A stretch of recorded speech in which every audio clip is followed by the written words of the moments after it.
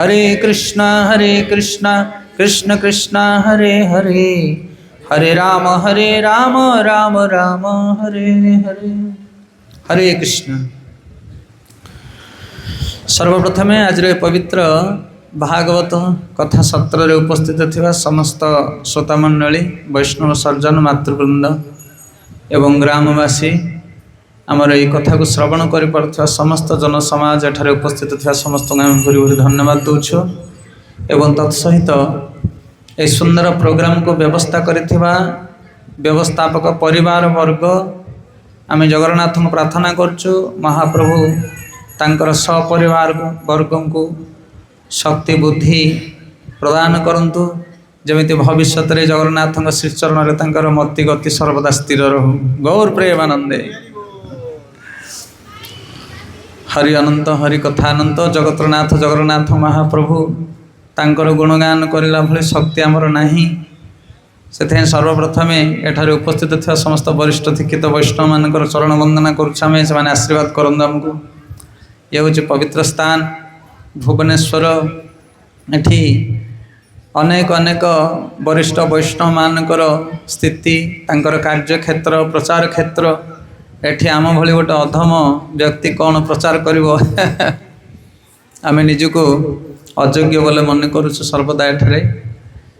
तथापि गोटे सेवा बोली भाबी आम किछि चेष्टा करिबा कहबा पई भागवत कथा। एमिति कौन प्रकार योग्यता नहीं आमर, आम कौन साधु सन्थ महात्मा महापुरुष नुह, केवल साधु गुरु वैष्णव मानकर कृपारु जहाँ किछि आम शिक्षा ग्रहण करिछु ताको प्रचार करने पे प्रयास करुछु। ये हूँ महाप्रभुंकर आदेश, महाप्रभुंकर इच्छा। तेणु महाप्रभु को खुशी करने आमर गुरु महाराज सेवारे आम किसी संलग्न हाँ सब कार्य संपादन करने आम अंटारे लगा भिड़ीचु केवल। हरे कृष्णा। से सर्वप्रथम जगतनाथ जगन्नाथ महाप्रभु गुरुवर्ग एवं समस्त वैष्णव मानकर चरण वंदना करी आज ये पवित्र हरिकथा आरंभ करने जाऊँ। एवं कौन से प्रकार दोषा दोष जदि रही सर्वप्रथम आपण मैंने आमको क्षमा करेंगे। एवं जदि आम मुखर किसी बायचान्स भल कथा बाहरी जाए ताहले आपण मैंने ग्रहण करेंगे और आशीर्वाद कामना करेंगे आमर। हरे कृष्ण। बहुत बहुत धन्यवाद। कथा प्रवचन जो आम निमंत्रण हो जाऊ गाँ गाँवली रे प्राय आम बेसी प्रचार करूँ। जो वैष्णव मानकर प्रचार हो न नुआ जगह थी से जगह को आम जाऊ कहीं जाऊ, कारण से वैष्णव फिलोसफी विषय किसी जानती ना, जहाँ कहले लोक बुझीपारे ना, बुझीपार कि नहीं। जोटी शास्त्रज्ञ व्यक्ति माने थिबे से स्थान में शास्त्र आलोचना करवा बड़ कठिन, कारण समझते जानी सब ये वैष्णव मैंने अच्छा कौन भूल है सागे सागे जाणी पकेबे, ए प्रभुजी कौन एमती कहले सेमती कहले। से आम कौन करूँ, आम एकदम निपट गाँवली जगह को जाऊ जोटी कौन से प्रकार प्रचार प्रसार हो न जहाँ कहले मत लोक हाँ मार दियंती ना। से वैष्णव माने जोठी थिबे से जगह आमर कथा कहबार कौन औकात नहीं। तेणु आम शास्त्र को नहीं आसचु। आज शास्त्र पढ़ी पढ़ी शिल प्रभुपादर परपट पढ़ी पढ़ी किसी आपण मानक बुझेवा, गाँ गाँव प्रचार करके आम टे यूट्यूब रे फेमस हो जो सब भक्त मैंने कहते ना प्रभु जी बढ़िया प्रचार करमती किसी ना। आमर कौन योग्यता नहीं। साधु मानक देखिले आमको डर लगे, वैष्णव मानक आगे कहला भली सतरे कौन प्रकार योग्यता नहीं आमर। किंतु तथापि आमर निजर शुद्धिकरण पाई एवं जदि आमर किसी भूल भटका रोचे ताहले एठी जो वरिष्ठ वैष्णव मैंने अच्छा से आमको टिके शिक्षा देवे से बोली आम किसी आलोचना करने चेष्टा करवा। हरे कृष्ण। तो आपण मैंने समस्ते जानी आज प्रोग्राम कौन पाई होचे एठी जन्मदिन उत्सव नाई कि। ये परिवार जड़े नवजात शिशु तांकर नुआ मेंबर्स ना नहीं तार जन्मदिन पाए बोली पिता माता जेज जेजीमा मामू माई अजा आई घर समस्ते दादा खोड़ी इत्यादि पीसी समस्ते एकाठी होकर गोटे उत्सव करती। एमती कौन पाई करा जाए? जन्मदिन करवा कौन जरूरी ना एमती आगुरी करुँच बोले आम करवा सेमती नुह, तार उपयुक्त कारण रही। ओडिशा रे 12 मासरे 13 जात एवं आमर ओडिया कूल विभिन्न प्रकार जो पारंपरिक जिनस रही तार गोटे महत्वपूर्ण कारण रही। से कारण को आम बेले बेले बुझी पारुना। से आज आम आलोचना करवा ये जो जन्मदिन कौन पाई करा जाए, ये सतरे कौन वैदिक साहित्य किसी आ विषय प्रसंग रही। आउ जदि आम जाना जन्मदिनटा कौन पाई करा जाए ताहले आम से भाव में करवा। आउ जदि ता विषय आम ज्ञान जान नथिबा ताहले मन इच्छा जन्मदिन पालन करवा आउ तार फल मध्य ओलोटा फलिबो। एबे फलुची मध्य से भलिया से कौन सी कार्य करने पूर्व आम सठिक ज्ञान जानी नवा दरकार। ज्ञान जानिबा परे कार्यटी सठिक भाव में संपादन हो पार। से समस्त ज्ञान सबु विषय ज्ञान गीता भागवत वर्णना करा जाइछि। भगवत गीता भगवान कहउचंदी 7.2 सप्तम अध्याय 2 नंबर श्लोक ज्ञानते अहम सविज्ञानम मिदं वक्ष्यामि अशेषत यत ज्ञानताने भूय अन्न ज्ञातव्य अवशिष्यते। हे अर्जुन मु तुमको ज्ञान कहबी आउ ज्ञान सहित विज्ञान कहबी। जहाँ जानिला परे जगतर आउ कौन सी ज्ञान जानिबा पई बाकी रहिबो नाही। सेथिपई जो माने शास्त्र अध्ययन करंती से मानकु सब विषय जना। तमे कौन भी पचारुच पचार आउ शास्त्र रे समस्त ज्ञान वर्णना करा जाई अछि। भगवान शास्त्र को रचना करिसंती। तेणु जेकोसी कार्य मनुष्य करुच्ची ताकू शास्त्र अनुमोदित कार्य संपादन करने दरकार नहले ताहा विघ्न घटिबो। ज शास्त्र विधि मुश्चर्ये वर्तन्ति काम कारत न ससिधि न पाप्लोति न सुखम न परांगति। कहले जदि जने शास्त्र नियम को परित्याग करी मन इच्छा कार्य करे ताहले से सिद्धि प्राप्त हो पारिबो नाही किमा सुखी हो पारिबो नाही। आज जगत रे जे जहाँ काम करुछंती सबु कार्यर गोटे मात्र लक्ष्य होची सुख पाइबा बा आनंद पाइबा। हाँ कि नहीं? आज आम जन्मदिन कौन पाई करुचे ए पुअर मंगल कामना करी तांको परिवार लोक माने करिछंती। साधु सन्थ वैष्णव माने आसिबे जगन्नाथ पूजा हब हरि कथा हब हरि प्रसाद हब हरि नाम हब समस्ते आमर पुत्र को आशीर्वाद करिवे तार बाकी जीवन मंगलमय हब साधु जीवन अतिबाहित करिवो सी समस्तंकर कृपा और आशीर्वाद पाइबो सी एथिपाई करिछंती। तेणु जदि शास्त्र अनुसार आम कार्य न करवा ताहले मंगल जगार अमंगल घटिबो कौन सी प्रकार लाभ मिलिबो नाही। तेणु आपण जहाँ करुछंती करंतु मना नाही। चाष करंतु बेपार करंतु चाकरी करंतु विवाह करंतु जहाँ करुछंती करंतु किंतु शास्त्र अनुसार जदि आम करवा ताहले आम लाभ पाइबा। पूर्व काल रे बड़ बड़ राजा महाराजा माने थिले सेमाने मध्य शास्त्र अनुसार कार्य करुथिले। सबु राजा मानक पाखरे जणे जणे कुलगुरु थांती। जमिते रामचंद्रंकर कुलगुरु के थिले वशिष्ठ। दशरथ महाराज जहाँ करती वशिष्ठ को पचारिकी करती। बड़ बड़ राजा महाराजा माने सेमाने गुरु को पचारिकी निर्देश तांकर कार्य करती। किंतु आज आम पाखरे को गुरु नाहंती। आमर इच्छा जहाँ आम ताहा करुचे तेणु फल सब ओलोटा फलुची ना नहीं। जगत रे सुख नहीं आनंद नहीं खाली दिखावा सुख किंतु प्रकृत रे सुख क्या पाखरे नहीं। सेथिपई आज आम श्रवण करवा कि शास्त्र अनुसार केमिति जन्मदिन करवा दरकार। खाली जन्मदिन नुह अनेक कथा वर्णना करा जायछि। मनुष्य जीवन आमे माने पाइचे आमको शास्त्र अनुसार कार्य करबा को पड़िबो ताहले जाय आम जीवन को आम सुखमय आनंदमय कर परिबा। गौर प्रेमानंदे। तो ये जो वर्तमान जन्मदिन पालन करा जाउछ को संस्कार कहा जाए। कौन कहा जाए? संस्कार। मनुष्य जीवन में विभिन्न प्रकार संस्कार रही किंतु मुख्य भाव में 10टी संस्कार रही। केतोटी? 10टी जहाँ वैष्णव आचार्य माने हमको प्रदान कर। तेणु जदि आम संस्कार को ठीक भाव में करवा ताहले आमर जो मनुष्य समाज रे आम सठिक भाव में आगु को बढ़ी पारिबा। एटी कहउछन्ते प्रभुपाद पर्पट लिखुछन्ते संस्कार शब्दर अर्थ होची शुद्धिकरण। कौन संस्कार अर्थ? शुद्धिकरण। जन्मना जायते शूद्र संस्कारात् भवेत विप्र। जन्मरु समस्ते शूद्र। माँ पेटरू जन्म ग्रहण कला परे आम मानकर बुद्धि किछि नथाय थाए कि ना। किंतु जन्म हवा परे आमे जे भलिया संग करू जे भलिया लोकंक सहित मिसु जे भलिया शिक्षा पाऊ आमर परवर्ती जीवन से भली गढ़ी उठे ना नहीं। से संस्कारित हवा दरकार। विभिन्न प्रकार संस्कार रही। आम आज 10 विध संस्कार विषय आलोकपात करवा। प्रथम संस्कार होची विवाह संस्कार।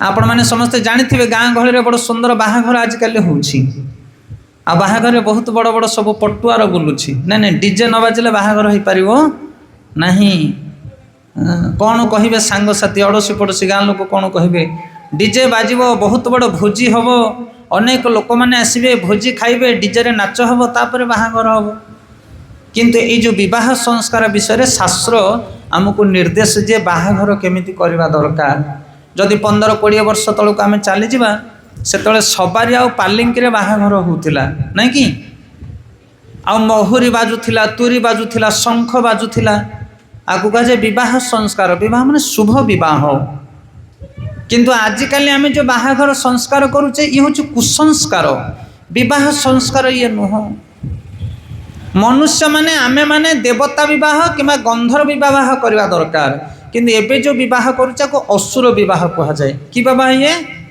असुर और राक्षस विवाह यही विवाह रे नवविवाहिता पति पत्नी सुखी हो पारिबे नहीं शास्त्र रे वर्णना करा जायछि जो विवाह समय अति उच्च स्वर रे आवाज करा जाए शब्द प्रदूषण हुए एवं जोठी मांस आदि भोजन करा जाए उर्दंड भाव में नृत्य करा जाए ताकू राक्षस विवाह बोली कहा जाए तेणु आजिकल जो विवाह को राक्षस विवाह कहा जाए विवाह रे आपण पशुबद्ध करि परिबे नहीं से होची यज्ञ क्षेत्र आगरे आपण लिखिबे शुभ विवाह आ पछरे कोन करिवे जीव हत्या करिवे एले नुआ करी पति पत्नी दु जण विवाह होछंती तांको आशीर्वाद दरकार तांको पय मंगल कामना करबा दरकार जेमिति तांकर वैवाहिक जीवन सुखमय आनंदमय हबो एइथिपाई आमे विवाह करछे नहल तो पुओटे झियोटे एकाठी के घर संसार करते बाहा करबा कोन दरकार पड़ुची ब्राह्मण आसिक मंत्र ध्वनि करुची बड़ बड़ महान पुरुष माने वंशर जातिर लोक मैंने आसुचंदी भोजी भात खाई जाउछंदी कोन पाई कारण से माने आसबे तुमको आशीर्वाद करिवे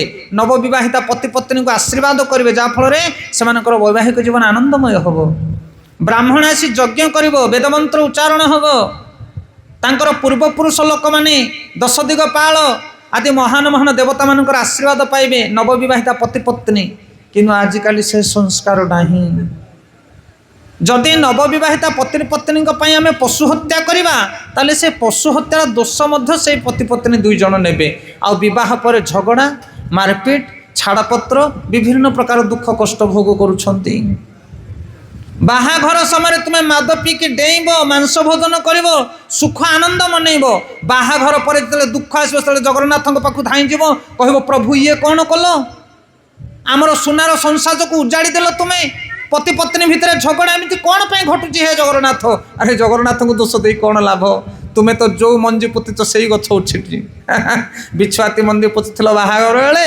आबे से मंजी उठिला बर्तमान गछ है से आमे जहाँ करुचे आमे तार फल भोग करुचे सावधान ही जाओ बाहाघर समय एभली मांस मांस भोजन करने कथा नुह आपण मैंने सबरुणी कथा शुणी थे रामचंद्र महाप्रभुंर अइंठा कोली खाई देथिला सबरुणी रामचंद्र लक्ष्मण महाप्रभु जानी सबरुणीर कथा सबरुणी जेतले कुमारी बयस थिला सी थिला गोटे शबर राजार कन्या तार विवाह बयस जेतले हैला शबर राजा तार विवाह पाई स्थिर कले गोटे बरपात्र खोजिले सकाळ पाइले भोजी भात हम सबरुणीर बाहाघर हम एवं राति कौन कर संध्या बेले शबर राजा मेढ़ा गयल श्रुगाल विभिन्न प्रकार पशु मान को आणिक बांधिकी रखिंट बारिपटे संध्या समय सबरुणी बारिपट को जाकि देखुची कहे माँ एत गुड़े पशु आम बारिपटे कौन बंधाई ना एमाने सब बलि पड़ी तो पाई भोजन दिज्व तोर बाहाघर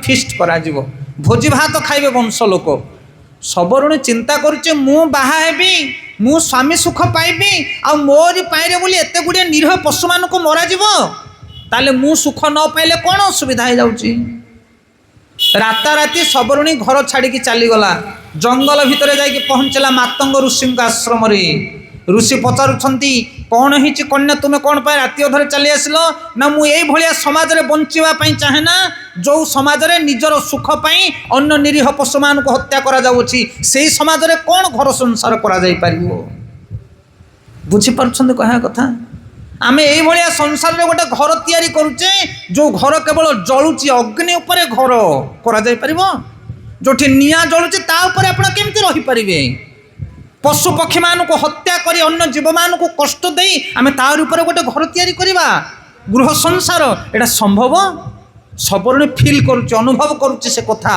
ना असंभव ये बंची हेनी नारकीय स्थिति आसीज परवर्ती समय रे जेते चेष्टा कले आम सुखी हो पारिबा नहीं जदि आम अन्य जीव मानक हत्या करा जाउछि। तापरे मातंग ऋषि सबरुणीर हृदय को देखी ताको मंत्र दौरान मातंग ऋषि कहते मारे यही मंत्र को जप कर तू यही आश्रम रह मु ते कथा दौची तू भगवान को पाखु जावाक पड़ोनी स्वयं भगवान परम पुरुष दिने तो पाखे आसिक पहुँचे से आम सकाल पाइले नड़िया कदली धरिकी जाऊे भगवान को पाखु तमें जीवा दरकार नहीं भगवान तुम पाखु पलि आसबे से भाया गोटे हृदय तैयारी कर से भाया गोटे हृदय दरकार भगवान होते भावग्राही से द्रव्यग्राही नुहति कौन द्रव्य दब तांकु से आत्मकाम आत्मराम सी तांकु किछि दरकार नहीं गोटे सच्चा हृदय दरकार निर्मल पवित्र हृदय दरकार।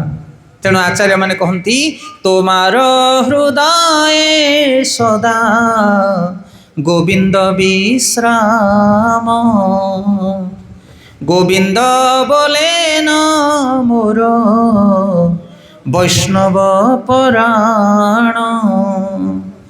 आचार्य माने कहते तोमार हृदय सदा गोविंद विश्राम का हृदय रे भक्त मान हृदय सब भगवान रहती कहीं कारण से हृदय एत पवित्र से जो मैंने भगवान को चिंता करती भगवान को भल पाती भगवान सब चिंता करती से आजिकल आम जो विवाह संस्कार करुचे ये उपयुक्त विवाह संस्कार नुह एमती विवाह करतुनि आमको जो मैंने आसिक पचारती आज्ञा बाहाघर केमिति हम अरे जो बनौच बर्तमान आजिकल भोजी 15टा 16टा लाखा आइटम करुँच से आइटम किए खाऊँ भोजी घरे जाकि देखी खली खलिक नहीं सब फिंगुंट बाहर सत ना मिछ 100% सत किए आइटम खाइब ताले बनौच कौन पाई लोक खाया दवापाई नुह आमर सम्मान रहिबो मु केतेटा आइटम करथिली खाली लोक देखाणिया भोजी हाँ सत्य प्रकृत में आम अन्य मानक भोजन दवापाई भोजन करूना जदि तुम्हें प्रकृत में भोजन दवापाई कर तार व्यवस्था अलग प्रकार लोक मैंने बसवे सर्विंग वाला सर्विंग करेंगे आजिकल बफे सिस्टम बफे साधु मैंने खाती नहीं ठिया है कि पशु मैंने खाइबे पशु मैंने ठिया है कि खाती मनुष्य ठिया है कि खाइबा सिस्टम नहीं अच्छी ना ये कौ भाया कथा थालीटे लाखे धरी भिकारी भाया आम हाथ को हाथ बढ़े बढ़े जाता से डंके डंके दौथे आउ टे दौन आउ टे दौन ये कौन सिस्टम ये माने देखो केते बिगड़ी गलानी सभ्यता किंतु आमे भावुचे आमे एडवांस करूचे कुआडू को एडवांस करूचो तमे चारिपटर दृष्टि पका आलोचना करो टिके आमे उपदेश दऊ ए बाहागर समय रे भाई 1000 आइटम करना अन्न डाली तरकारी खट्टा खीरी करदेव 1000 लोक करवा जगह 5000 लोक करो कौन बुझीपार कि नहीं गोटे अन्न छत्र खोलीदेव भागवत कथा अर्ण छत्र पुअर बाहागर हो जी आसला दरिद्र भिकारी इत्यादि इत्यादि जी आसले सी भोजन कला विचार करंतु जो माने भोकिला लोक भोजन टिके खाइबे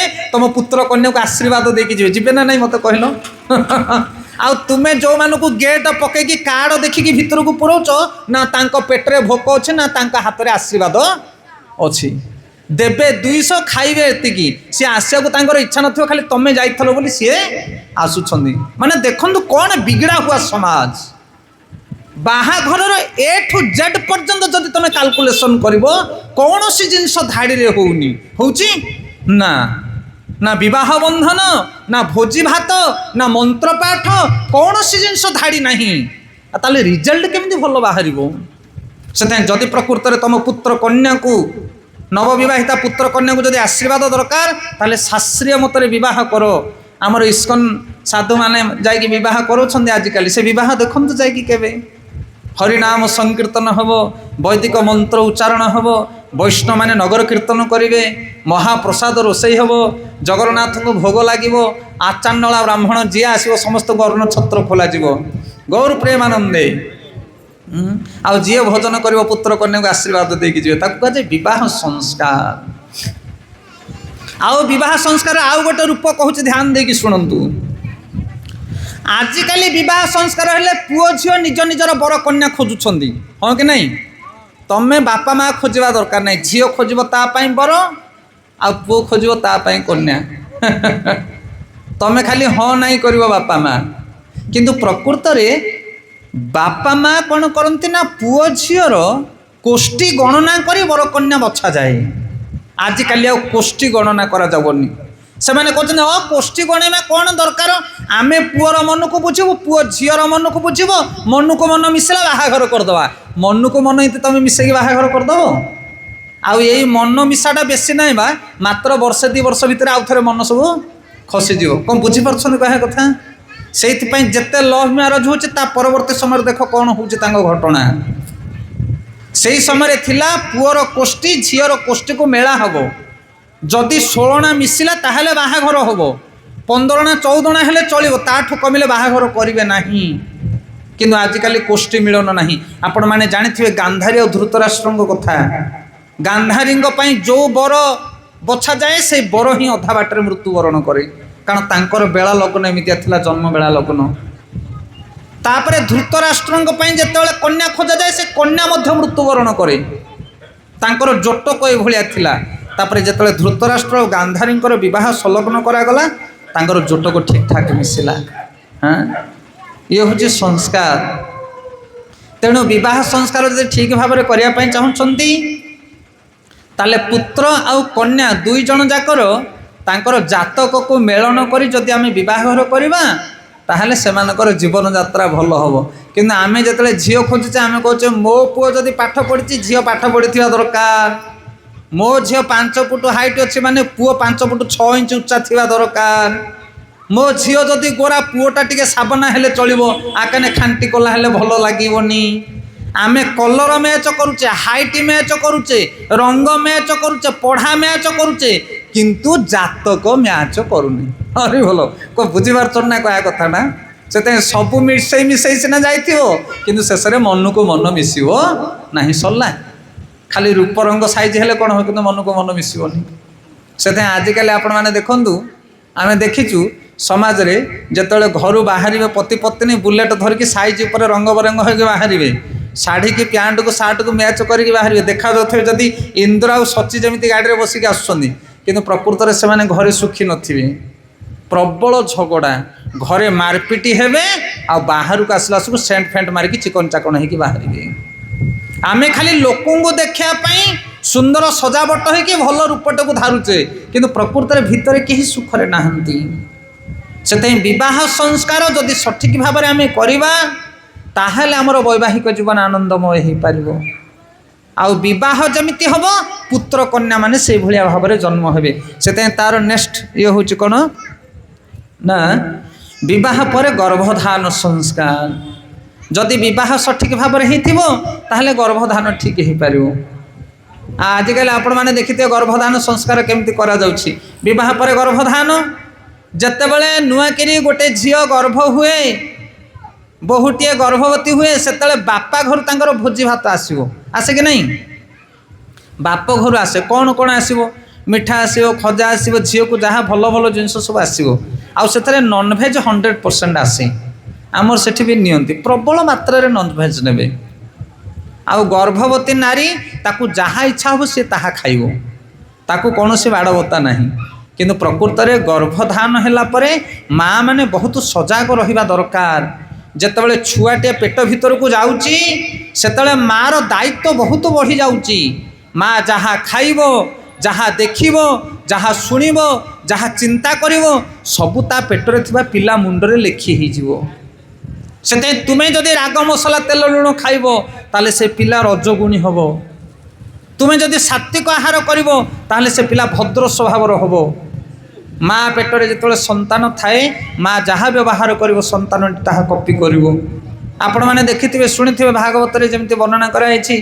परीक्षित महाराज कथा जमी परीक्षित महाराज पूर्व तांकर वंशज जो मैंने थिले अभिमन्यु अभिमन्यु कथा आपण मैंने जानी अभिमन्यु होचंदी कहार पुत्र सुभद्रांकर पुत्र जेतले अभिमन्यु माँ पेटरे थिला सेतले अर्जुन सुभद्रा को ये जो चक्रव्यूह भेद कथा कही आ माँ पेटरे थी कि अभिमन्यु चक्रव्यूह भेद कथा शुणी जन्म हवा पर युद्ध क्षेत्र में जिते ठिया होती ସମସ୍ତେ କହିଲେ ଆରେ ଚକ୍ର ଭେଦକୁ କିଏ ଭେଦ କରିବ? ଅଭିମନ୍ୟୁ କହିଲା ମୁଁ ଭେଦ କରିବି। ତାକୁ କହିଲେ ତୁ ତ ଶିଖିନୁ ଏ ପାଠ। ନା ମୁଁ ମା ପେଟରେ ଶିଖିକି ଆସିଥିଲି। ସେଥିପାଇଁ ମା ଯାହା କରିବ ଗର୍ଭବତୀ ସମୟରେ ଛୁଆ ଯାକ ସବୁ ସେଇ ସବୁ ଜିନିଷ ନୋଟ୍ କରିବେ। ଏବେ ମା ମାନେ କ'ଣ କରୁଛନ୍ତି ଗର୍ଭାବସ୍ଥାରେ? ବେଶୀ ଫାଷ୍ଟ ଫୁଡ୍ ଜିନିଷ ଖାଇବେ ମା ମାନେ। ଖାଉଛନ୍ତି ନା ନାହିଁ? ତାଙ୍କୁ ଭଲ ଲାଗିବ ସେସବୁ ଜିନିଷ ଖାଇବା ପାଇଁ। ଆଉ କ'ଣ କରିବେ ମା ମାନେ? ନା ଟିଭି ମୋବାଇଲ ଦେଖିବେ ଘଣ୍ଟା ଘଣ୍ଟା ଧରିକି, ସିରିଏଲ ଦେଖିବେ। କାରଣ ଆଉ ତ ସେମାନଙ୍କ ପାଖରେ କାମ କିଛି ନଥିବ। ଏଇସବୁ କାମ କରିବା ହେତୁ ମା ମାନେ ତାଙ୍କ ଗର୍ଭରେ ଯେଉଁ ସନ୍ତାନ ମାନେ ରହୁଛନ୍ତି ସେମାନେ ଜନ୍ମ ହେବା ପରେ ଏଭଳି ତାଙ୍କର ଦୂଷିତ ବୁଦ୍ଧି ହେଉଛି। ସେଥିପାଇଁ ମା ମାନେ ଯଦି ଗର୍ଭବତୀ ସମୟରେ ଭଗବାନଙ୍କର କଥା କୀର୍ତ୍ତନ ଶ୍ରବଣ କରିବେ, ଭଗବାନଙ୍କର ପ୍ରସାଦ ପାଇବେ, ମଠ ମନ୍ଦିରକୁ ଯିବେ, ଶାସ୍ତ୍ର ଅଧ୍ୟୟନ କରିବେ, ତାହେଲେ ଯାଇକି ତାଙ୍କ ଗର୍ଭରେ ଥିବା ସନ୍ତାନ ମାନେ ଜନ୍ମ ହେବା ପରେ ସୁଶିକ୍ଷିତ ହେବେ। ଆଉ ଜନ୍ମ ହେବା ପରେ ତମେ ତାଙ୍କୁ ଆଉ ସାଇଜ କରିପାରିବ ନାହିଁ, ବଡ଼ କଷ୍ଟକର ବ୍ୟାପାର। ସେଥିପାଇଁ ଗର୍ଭଧାନ ସଂସ୍କାର ଆକୁ କୁହାଯାଏ। ସଠିକ୍ ଭାବରେ ଗର୍ଭଧାନକୁ ଯଦି ଆମେ ଗ୍ରହଣ କରିବା ମା ମାନେ, ତାହେଲେ ଆପଣମାନେ ଉପଯୁକ୍ତ ସନ୍ତାନ ପ୍ରାପ୍ତ ହୋଇପାରିବେ। ପ୍ରହ୍ଲାଦ ମହାରାଜ ଯେତେବେଳେ ତାଙ୍କ ମା ଗର୍ଭରେ ଥିଲେ ସେତେବେଳେ ତାଙ୍କ ମା କୟାଦୁ ଥିଲେ କେଉଁଠି? ନାରଦ ମୁନିଙ୍କର ଆଶ୍ରମରେ। ପ୍ରତିଦିନ ସକାଳ ପାଇଲେ ନାରଦ ମୁନି ଭାଗବତ ପାଠ କରନ୍ତି, ବିଗ୍ରହଙ୍କର ପୂଜା କରନ୍ତି, ଆଉ କୟାଦୁ ଆଶ୍ରମରେ ରହିକି ସେସବୁ ଶ୍ରବଣ କରନ୍ତି। ସେଇଥିପାଇଁ ତାଙ୍କ ଗର୍ଭରୁ ଯେଉଁ ସନ୍ତାନ ଜନ୍ମ ହୋଇଥିଲେ ପ୍ରହ୍ଲାଦ, ଛୋଟ ପିଲା ବୟସରୁ ତାଙ୍କର ତୀକ୍ଷ୍ଣ ବୁଦ୍ଧି ଥିଲା, ପରମ ଶ୍ରେଷ୍ଠ ଭକ୍ତ ପ୍ରବର ଥିଲେ ସିଏ। କିନ୍ତୁ ଆଜିକାଲି ଆମର ସନ୍ତାନମାନେ ଭକ୍ତି ମାର୍ଗକୁ ଆସୁନାହାନ୍ତି। କାହିଁକି? କାରଣ ଆମେ ଉପଯୁକ୍ତ ସଂସ୍କାର ତାଙ୍କୁ ଦେଇପାରିନେ। ଆକୁ କୁହାଯାଏ ଗର୍ଭଧାନ ସଂସ୍କାର। ବିବାହ ସଂସ୍କାର ପରେ ଗର୍ଭଧାନ ସଂସ୍କାର। ଶିଲ ପ୍ରଭୁପାଦ ମଧ୍ୟ ଗର୍ଭଧାନ ବିଷୟରେ ଲେଖିଛନ୍ତି। ଆପଣ ଯଦି ପଢ଼ିବେ ଆମର ବୈଷ୍ଣବ ସଦାଚାର ପୁସ୍ତକ, ଗୋଟେ ନାରୀ ଗୋଟେ ପୁରୁଷ ଯେତେବେଳେ ଗର୍ଭ ସଞ୍ଚାର କରିବା ପାଇଁ ଇଚ୍ଛା କରନ୍ତି, ମନ ଇଚ୍ଛା ସେମାନେ ସଙ୍ଗମ କରିପାରିବେ ନାହିଁ। ତାର ବେଳ କାଳ ଲଗ୍ନ ତିଥି ରହିଛି, ସେଇ ଅନୁସାରେ ତାଙ୍କର ସଙ୍ଗମ କରିବାକୁ ପଡ଼ିବ। ସେଇଥିପାଇଁ ତ ଅସୁର ଜନ୍ମ ହୋଇଥିଲେ ଦିତିଙ୍କ ଗର୍ଭରୁ, ଦୈତ୍ୟମାନେ। ଆପଣମାନେ ଶୁଣିଥିବେ ସେ ପ୍ରସଙ୍ଗ। ସନ୍ଧ୍ୟା ସମୟରେ ଯେତେବେଳେ କଶ୍ୟପ ମୁନିଙ୍କ ସହିତ ଦିତି ମିଶିବା ପାଇଁ ଚେଷ୍ଟା କରୁଛନ୍ତି, ମନା କରୁଛନ୍ତି କଶ୍ୟପ ମୁନି, ନା ଏଇଟା ସମୟ ନୁହଁ। କିନ୍ତୁ ଦିତି ବାଧ୍ୟବଶତଃ ମିଶୁଛନ୍ତି ଏବଂ ତାଙ୍କ ଗର୍ଭରୁ ଦୁଇଟା ଅସୁର ସନ୍ତାନ ଜନ୍ମ ହେଉଛନ୍ତି, ହିରଣ୍ୟକଶିପୁ ଆଉ ହିରଣ୍ୟାକ୍ଷ। ସେଥିପାଇଁ ଉପଯୁକ୍ତ ସମୟରେ ଉପଯୁକ୍ତ ବିଧାନ ଅନୁସାରେ ଯଦି ଆମେ ଗର୍ଭକୁ ଧାରଣ କରିବା ତାହେଲେ ଆମ ଗର୍ଭରେ ଉପଯୁକ୍ତ ସନ୍ତାନ ମାନେ ସୃଷ୍ଟି ହେବେ। ଆଗକୁ କୁହାଯାଏ ଗର୍ଭଧାନ ସଂସ୍କାର।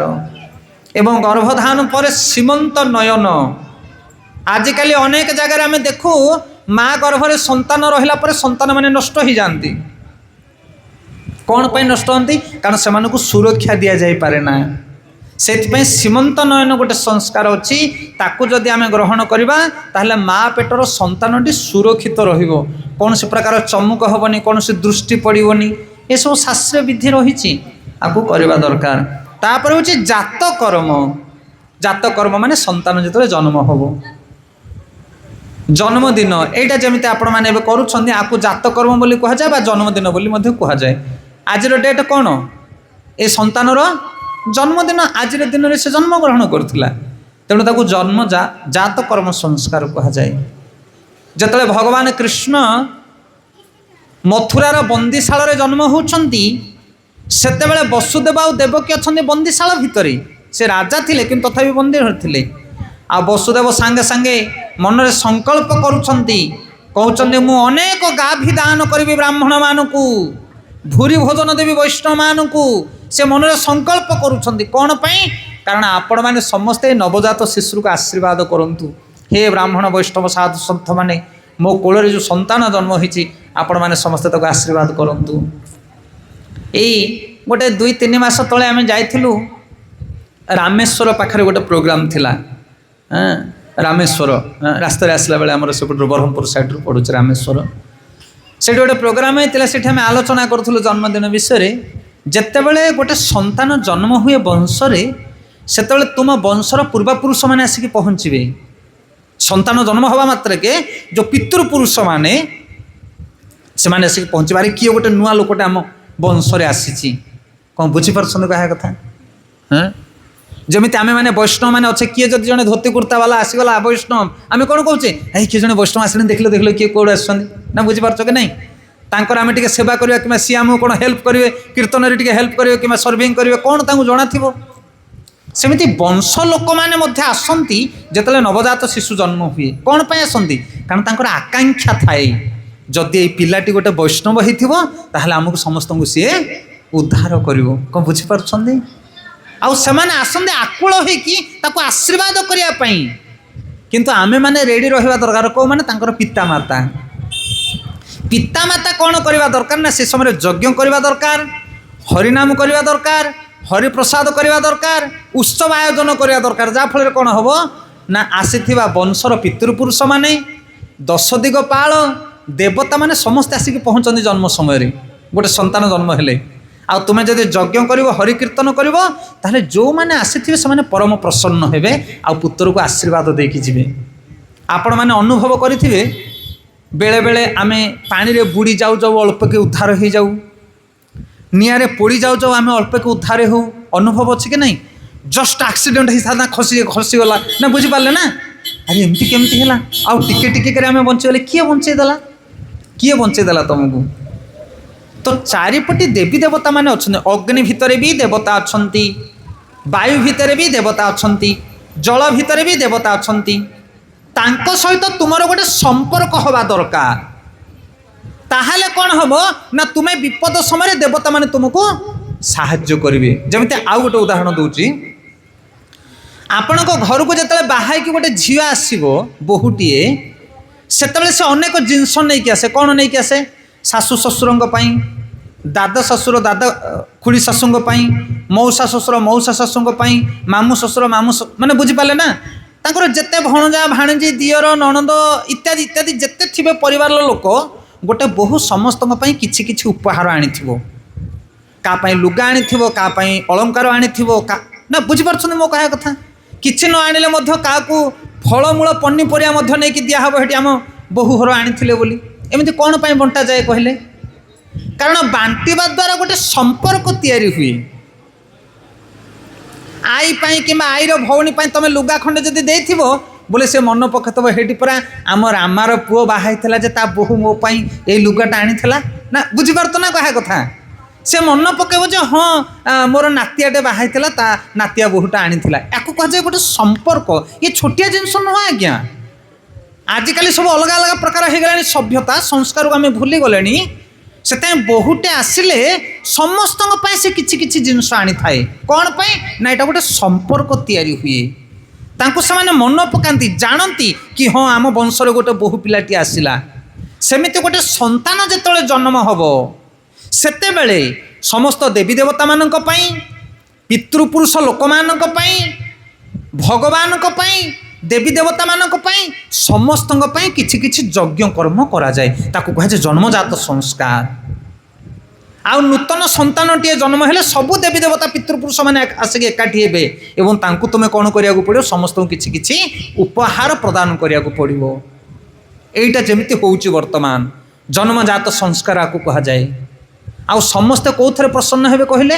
କେଉଁଥିରେ? ଦେବୀ ଦେବତା ପିତୃପୁରୁଷ ଦଶ ଦିଗପାଳ ସମସ୍ତଙ୍କୁ କେମିତି ପ୍ରସନ୍ନ କରିବ ତୁମେ? ଉପହାର ଦେଇକି ନା, ହରିକୀର୍ତ୍ତନ କଲେ ସମସ୍ତେ ପ୍ରସନ୍ନ ହେବେ। ଯେମିତି ଗଛ ମୂଳରେ ପାଣି ଦେଲେ ଢାଳିଦେଲେ ଡାଳପତ୍ର ପ୍ରଫୁଷ୍ଠିତ ହୋଇଯାଏ।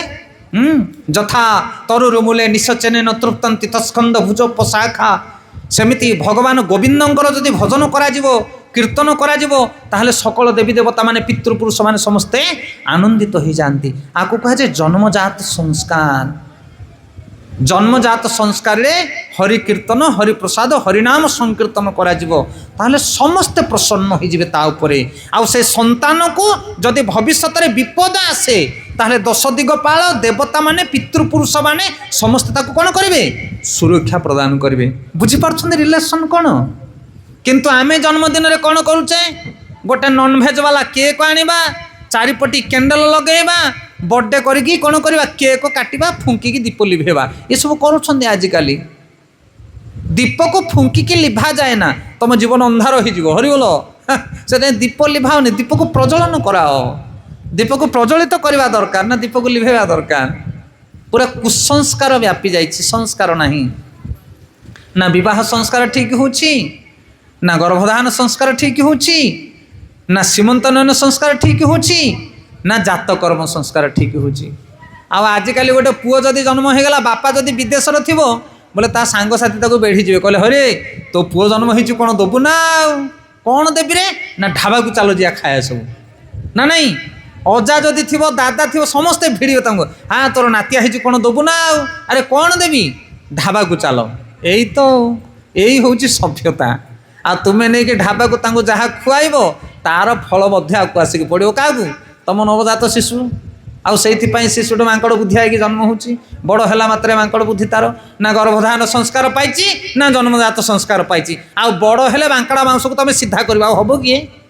ସଂସ୍କାର ତ ଦେଇନଥିବ ପିଲାଟି ଦିନରୁ, ଆଉ ବଡ଼ ହେଲା ପରେ କହିବ ଏମାନେ ଅଭଦ୍ର ହେଇଗଲେ, ଅବାଟରେ ଚାଲିଗଲେ, ତାଙ୍କର ଦୋଷ ନାହିଁ, ଦୋଷ ହେଉଛି ବାପା ମାଙ୍କର। 90% ଦୋଷ ହେଉଛି ପିତାମାତାଙ୍କର ଗୋଟେ ସନ୍ତାନ ପାଇଁ।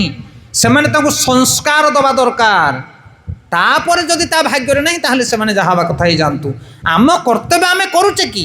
ତୁମେ ପିତାମାତା ହିସାବରେ ତୁମେ ସବୁ ସଂସ୍କାର ଦେଇଛ? ତୁମେ ଦେଲା ପରେ ବି ଯଦି ସେମାନେ ନ ନେଇଛନ୍ତି ତାହେଲେ ତାଙ୍କର ପୂର୍ବ ଭାଗ୍ୟ ବୋଲି ଭାବିକି ତୁମେ ସାଇଲେଣ୍ଟ ରହିବ। କିନ୍ତୁ ଆମର ଯେଉଁ କର୍ତ୍ତବ୍ୟ ଆମେ ତାକୁ ସମ୍ପାଦନ କରିବା ଦରକାର। ସେଥିପାଇଁ କୁହାଯାଏ ଜନ୍ମଜାତ ସଂସ୍କାର, ଜନ୍ମଜାତ ସଂସ୍କାର କରିବା ଦରକାର। ତାପରେ ନାମକରଣ ସଂସ୍କାର। ନାମକରଣ ସଂସ୍କାର ହେଉଛି ଆଜିକାଲି ଏବେ ସବୁ ଗୁଗୁଲ ସର୍ଚ୍ଚ କରିକି ନାମ ଦେଉଛନ୍ତି। କିନ୍ତୁ ପ୍ରକୃତରେ ନାମକରଣ କେମିତି କରାଯାଏ ଆମକୁ ବି ପଚାରନ୍ତି, ଆଜ୍ଞା ପୁଅଟେ କି ଝିଅଟେ ଜନ୍ମ ହେଇছে ନାମକରଣ କରିବା ନା? ତୁମେ ଯାଇକି କ'ଣ କରିବ ନା ପ୍ରଥମେ ପୁରୋହିତଙ୍କୁ ପଚାରିବ, ତାର ଜନ୍ମର ବେଳ କାଳ ଲଗ୍ନକୁ ନିର୍ଦ୍ଧାରଣ କରି ତାର ରାଶି ବାହାର କରାଯିବ। ପ୍ରଥମେ କେଉଁ ରାଶିର ଏ ସନ୍ତାନ, ରାଶି ଅନୁସାରେ ତାର ଆଗ ପଦ ନିର୍ଦ୍ଧାରଣ କରାଯିବ, ଆଉ ସେଇ ପଦକୁ ଧରି ଗୋଟେ ଭଗବାନଙ୍କର ନାମକରଣ କରାଯିବ। ଇଏ ହେଉଛି ନାମକରଣ ସଂସ୍କାର। କିନ୍ତୁ ଏମିତି ଆଜିକାଲି କେହି କରୁନାହାନ୍ତି। ଜନ୍ମ ହେବା ମାତ୍ରକେ ତାର ବେଳ କାଳ ଲଗ୍ନ ନେଇକି ତୁମ ପୁରୋହିତ ପାଖକୁ ଯିବ, ପୁରୋହିତଙ୍କୁ କହିବ ଆର ବେଳା ଲଗ୍ନକୁ ବାହାର କରି ତାର ଗୋଟେ ରାଶି ଗଣନା କରିକି ଦିଅ, ତାର ଆଗ ପଦ ଲେଖିକି ଦିଅ, ତାପରେ ବୈଷ୍ଣବମାନେ ତୁମକୁ ନାମକରଣ କରାଇବେ। ଏମିତି ଅନେକ ଜାଗାରେ ଅନେକ ଜିନିଷ ଆମେ ଦେଖିଛୁ ଯେଉଁଟା ସତ୍ୟ ପ୍ରମାଣ ହେଇଛି। ଆମର ଗୋଟେ ସନ୍ତାନ ଜନ୍ମ ହେଇଥିଲା ପୁଅଟିଏ, ତାର ବେଳ ଲଗ୍ନ ବାହାର କରିବା ପାଇଁ ଆମେ ଗଲୁ। ଯେତେବେଳେ ଗଲୁ ସେତେବେଳେ ସେ 3-4ଟା ପଦ କହିଲେ ଇଏ ଲମ୍ବା ଶରୀର ହେବ, ଗୌରବର୍ଣ୍ଣ ହେବ, ବହୁଭାଷୀ ହେବ। ଏଇ 3ଟା ପଦ କହିଥିଲେ, ଏବେ ବି ମୋର ମନ ଅଛି। କିନ୍ତୁ ସନ୍ତାନ ଯେତେବେଳେ ଟିକେ ବଡ଼ ହେଲା ତା ପାଟି ଆଉ ଖୋଲିଲାନି, କିଛି କହିଲାନି ସେ। କିନ୍ତୁ ମୋର ମନ ଥାଏ ସେ 3 ପଦ କଥା, କ'ଣ? ଗୌରବର୍ଣ୍ଣ, ଲମ୍ବା କାୟ ଆଉ ବହୁଭାଷୀ। କିନ୍ତୁ କିଛି ଦିନ ଗଲା ପରେ ତାପରେ ସେ ଏତେ ପାଟି ଖୋଲିଲା ଆଉ ଅନର୍ଗଳ କହିଲେ ନ ସରେ। ଆଉ ଗୋରା ରୂପ ବି ଥିଲା, ଲମ୍ବା କାୟ ବି ଥିଲା। ହେଲେ ଏଇଟା କ'ଣ ସେ ବ୍ରାହ୍ମଣ ଦେଖିଥିଲେ କି ଯାଇକି? ନା, ଜନ୍ମଜାତ ସମୟରେ ବେଳା ଲଗ୍ନକୁ ନେଇ ପୁରୋହିତଙ୍କ ପାଖରେ କ'ଣ କରିବ ନା ରାଶି ଲଗ୍ନ ବାହାର କରିବ। ତାପରେ ନାଁର ଆଗ ପଦ ସେମାନେ ଦେବେ, ସେଇ ପଦକୁ ନେଇ ବ୍ରାହ୍ମଣ ସାଧୁମାନଙ୍କ ପାଖକୁ ଯିବ, ବୈଷ୍ଣବମାନଙ୍କ ପାଖକୁ। ସେ ବୈଷ୍ଣବମାନେ ଗୋଟେ ସୁନ୍ଦର ନାଁ ଦେବେ। ରାମ, କୃଷ୍ଣ, ହୃଷିକେଶ, ପଦ୍ମନାଭ, ଅନିରୁଦ୍ଧ, କେତେ ସୁନ୍ଦର ସୁନ୍ଦର ନାଁ ଅଛି। ଆଉ ତାକୁ ସେଇଭଳିଆ ନାମ ଛାଡ଼ିକି ଟୁକୁ, ମୁକୁ, ଚିଲୁ, ଗୁଲୁ ନାଁ ଦେଉଛି। ଏରା ସବୁ ଫରେନ ବିଲେଇ କୁକୁର ନାଁ। ହରିବୋଲ। ବିଦେଶରେ ବିଲେଇ କୁକୁରମାନଙ୍କୁ ଏ ନାମରେ ଡାକନ୍ତି। ଆଉ ତୁମେ ନାମକରଣଟା ଯଦି ଠିକ୍ ନ କରିଥିବ ତାପରେ ତା ପାଇଁ ଯାହା ଗଣ ପଛା କରିବ ସବୁ ଭୁଲ ଭାଲ ବାହାରିବ, କାରଣ ନାଁଟା ଠିକ୍ ନଥିବ। ଆଉ ନାମରେ ଗଣେଇନେ କେଉଁଟା ଠିକ୍, ନା ବୁଝିପାରୁଛ ନା କହିବା କଥା? ଯଦି ନାଁଟା ଠିକ୍ ଭାବରେ ତାର ବେଳକାଳ ଲଗ୍ନ ଅନୁସାରେ ଦେଇଥିବ ତାହେଲେ ତା ପାଇଁ ଗଣା ପୋଛା ଯାହା କରିବ ସବୁ ଠିକ୍ ଠାକ୍ ଆସିବ। ତେଣୁ ନାମକରଣ ସଂସ୍କାର ମଧ୍ୟ ଠିକ୍ ଭାବରେ କରିବା ଦରକାର। ତାପରେ ହେଉଛି ଅନ୍ନପ୍ରାଶନ ସଂସ୍କାର। ଅନ୍ନପ୍ରାଶନ ସଂସ୍କାର ମାନେ କ'ଣ ନା ସନ୍ତାନ ଯେତେବେଳେ ହାମ୍ବୁଡ଼ ଥିବ, ତାର ବୟସ ହେଇଥିବ 8 ମାସ, 9 ମାସ ଏଭଳି ବୟସ। ସେହି ସମୟରେ ତାକୁ କ'ଣ କରିବେ ନା ଅନ୍ନପ୍ରାଶନ ମାନେ ପ୍ରଥମ କରି ଅନ୍ନ ଖାଇବ ଛୁଆ। ଯେତେବେଳେ ପ୍ରଥମେ ଛୁଆଟି ଅନ୍ନ ଖାଇବ ସେହି ସମୟରେ କ'ଣ କରାଯିବ ନା ସାଧୁସନ୍ଥ ବୈଷ୍ଣବମାନଙ୍କୁ ଡାକିବେ, ଘରେ ଭଲ ଭାବରେ ରୋଷେଇ କରିବେ, କ୍ଷୀରି, ମିଠା, ପିଠା ଆଦି ଜିନିଷ ଭଗବାନଙ୍କୁ ଭୋଗ ଲଗାଇବେ, ସାଧୁସନ୍ଥ ବୈଷ୍ଣବମାନଙ୍କୁ ବିତରଣ କରିବେ, ଆଉ ସାଧୁ ମହାତ୍ମାମାନଙ୍କର ଉଚ୍ଚିଷ୍ଟ ନେଇକି ସେ ଛୁଆକୁ ଖୁଆଇବେ। ପ୍ରଥମେ ଅନ୍ନ ସେ ଖାଇବ। କେଉଁ ଅନ୍ନ ନା ମହାପ୍ରସାଦ, ମହାପ୍ରସାଦ ସେ ଖାଇବ। ଆଉ ସେହି ସମୟରେ ଗୋଟେ ପରୀକ୍ଷା କରାଯାଏ। କ'ଣ କରାଯାଏ ନା ସେ ସନ୍ତାନ ହାମ୍ବୁଡ଼ ଥିବ, 8-9 ମାସର ହେଇଥିବ, ତା ଆଗରେ ସବୁ ଜିନିଷ ଖେଳେଇକି ରଖାହେବ। ଯେମିତି ଗୀତା ଭାଗବତ ରହିବ, ପଇସା ରଖାହେବ, ମୋବାଇଲ ରଖାହେବ, ଆଉ ନହେଲେ ଗୋଟେ ଭୁଜାଲି ଖଣ୍ଡା ଖର୍ପର ଗୋଟେ ରଖାହେବ। ଏମିତି ସବୁ ଦୁନିଆ ପ୍ରକାର ଜିନିଷ ସବୁ ରଖାଯିବ। ଗାଡ଼ି ଗୋଟେ ରଖାଯିବ। से पिलाटी हांबुड़ी हांबुड़ी जाकि जो जिनस को धरब आपण मैंने जानवे तार भविष्य से भाया हम। ये किछि दिन तले आमर गोटे नामाहाट केन्द्र अच्छी भेजुपुट पाखे से गोटे पिलार अन्नप्राशन संस्कार है। शुणु गोटे बढ़िया मजा कथा हेले अन्नप्राशन संस्कार जो है एमती सब थुआला जिनस अनेक गुड़े से पिला जाऊ न था आने पेली पेलिकी पठेले से पिलाटी हांबुड़ी हांबुड़ी गला मुझे कहीं पठाऊ तो आजिकालिका पिला तो माँ पेटरू मोबाइल देखी देखी आसुँच से मोबाइल एका धर सतक सत जा मोबाइल टाक से धरिकी आसला कौन बुझीपार ना क्या कथा से आजिकल पिलामानकर भविष्य देखा दरकार नहीं कारण माँ मैंने गर्भवती समय से मैंने टीवी मोबाइल देखी देखी आसते आ बड़ है एडिक एडिक पिला होते भोजन समय माँ मैंने मोबाइल दे दूसरे मोबाइल देख से दयाकोरी माँ मैंने ध्यान देकी शुणु मोबाइल टी पिला हाथ दूरे रखु से जिनस महाभयंकर जिनस आमे कौन भावुचे माँ मैंने ना ये तो विचार करुचे पिलाटा को मोबाइल देदेला आ विचार करनी आए विचार सीना तुमको करनी कि मुंडटा नष्ट हो बापा मानकर मोबाइल पिला माने केबे नियंतिनी बेसी माँ मानकर मोबाइल नियंती कारण बापा माने सब एंगेज आ माँ मानकर मोबाइल फ्री रे घरे थुआले पिला माने नहीं ताकू कौन बुझी पारछन कहा कथा मोबाइल ठारू छुआ मानकू दूर रखंतु से ये जो अन्नप्राशन संस्कार समय कौन करा जाए ना पिलार भविष्य जना पड़े कि ये ड्राइवर हम किए चाकरी करिवो किए चाष करिवो कि गोमातांकर सेवा करिवो कौन आर बुद्धिश्रुति रही कि साधु सन्थ हम गीता भागवत पढ़ो से जो जिनस को धर आप जानवे तार भविष्य से आउे संस्कार होचे मुंडन मुंडन माने कौन चंदा हवा पिला गोटे वर्ष पर छुट्टी पकाती सेटा मत गोटे संस्कार रही भगवान पाखे मुंडन संस्कार हुए तापर हुए विद्यारंभ संस्कार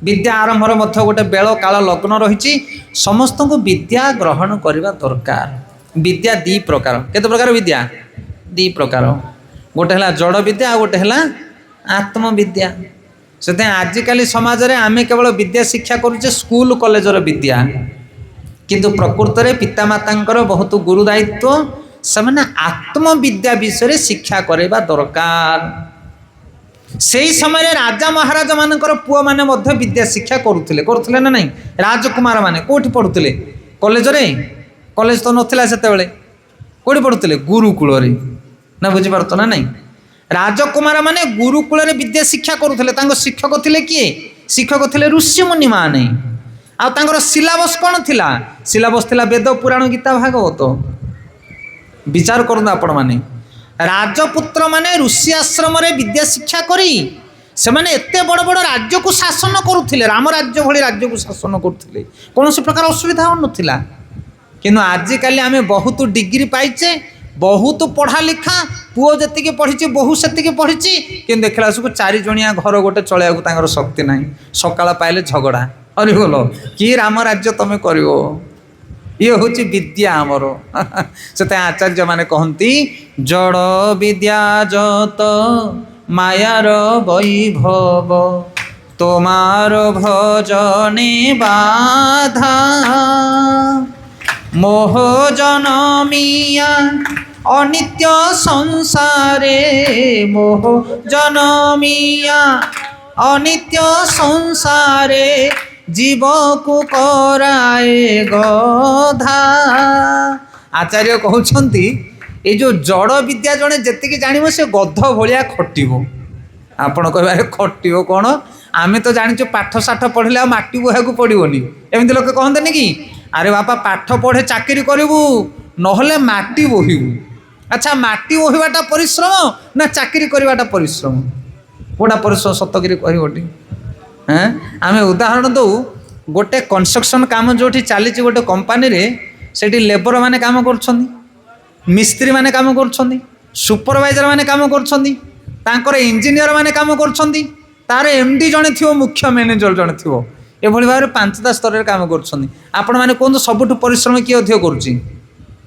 मसला जी मिलूँ किए से लेबर बोहिब सीमेंट अखा बोहिब बाली मसला मिलेब सी अधिक परिश्रम करनी आज्ञा ताठू अधिक परिश्रम कर मिस्त्री लेबर देखिए बाली मसला गोले देकी सी बसिकी गाना बोलुथ बाली गदारे बसिक आप देखुवे ଲକ୍ଷ୍ୟ କରିବେ ଏଇ ଜିନିଷଟାକୁ ଲେବର ବାଲି ମସଲା ଗୋଳେଇ ଦେଇକି ସେ ହାଲ ହାଏ କରୁଥିବ ବସିକି ବାଲି କତାରେ, କିନ୍ତୁ ମିସ୍ତ୍ରୀ ଯିଏ ସେ ଝାଳ ନାଳ ହେଇକି ଲାଗିଥିବ, ଏଇଟା ଖସି ଯାଉଥିବ, ସେଟା ବୋହି ଯାଉଥିବ, ସେଟା ଏ ତାକୁ ଧନ୍ଦା ଲାଗୁଥିବ ପୁରା। ଆଠୁ ଅଧିକ ଟେନସନ୍ କିଏ ନେଉଛି? ମିସ୍ତ୍ରୀ।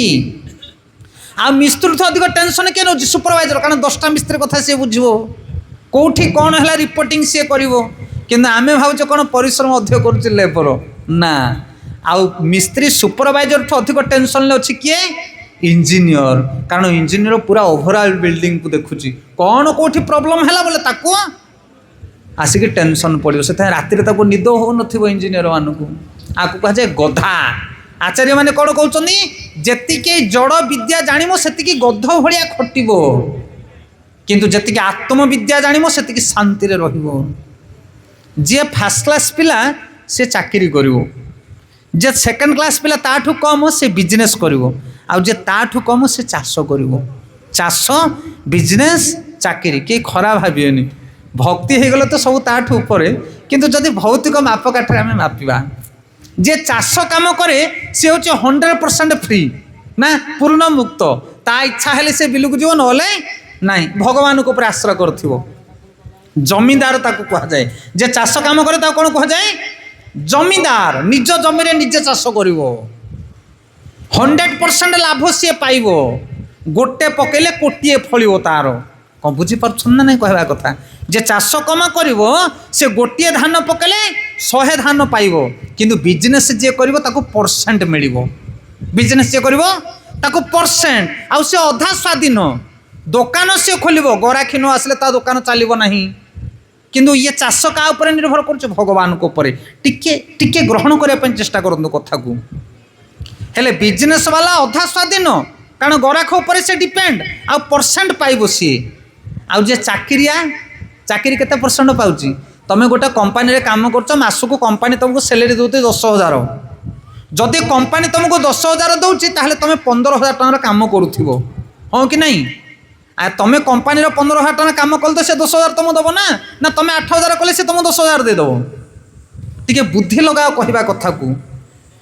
ସେଥିପାଇଁ ଚାକିରି ଯେଉଁମାନେ କରନ୍ତି ସେମାନେ ପୂର୍ଣ୍ଣ ପରାଧୀନ, ଆଉ ଅଧିକ ପରିଶ୍ରମ କରିବେ, ଅଳ୍ପ ଧନ ପାଇବେ। କିନ୍ତୁ ଯେଉଁମାନେ ବେପାର କରନ୍ତି, ବାଣିଜ୍ୟ ବସତି ଲକ୍ଷ୍ମୀ, ସେମାନେ ଅଧା ପରିଶ୍ରମ କରିବେ ଆଉ ଅଧା ସ୍ୱାଧୀନ, ସେମାନଙ୍କର କଷ୍ଟମର ଉପରେ ସେମାନେ ଅଧା ପରାଧୀନ। ଆଉ ଯେଉଁମାନେ ଚାଷ କରନ୍ତି ସେମାନେ ପୂର୍ଣ୍ଣ ମୁକ୍ତ, ତାଙ୍କୁ ଜମିଦାର ବୋଲି କୁହାଯାଏ। କିନ୍ତୁ ଆଜିକାଲି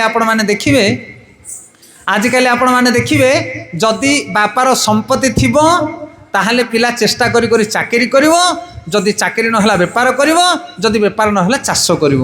କିନ୍ତୁ ଏପଟରୁ ଯିବା ଦରକାର, ଆଗେ ଆମେ ଚାଷ କରିବା ପାଇଁ ଟ୍ରାଏ କରିବା, ଯଦି ବାପାର ସମ୍ପତ୍ତି ନାହିଁ ତାହେଲେ ବେପାର କରିବା, ଯଦି ବେପାର କରିବାକୁ ସୁବିଧା ନାହିଁ ତାହେଲେ ଚାକିରି କ୍ଷେତ୍ରକୁ ଆମେ ଯିବା।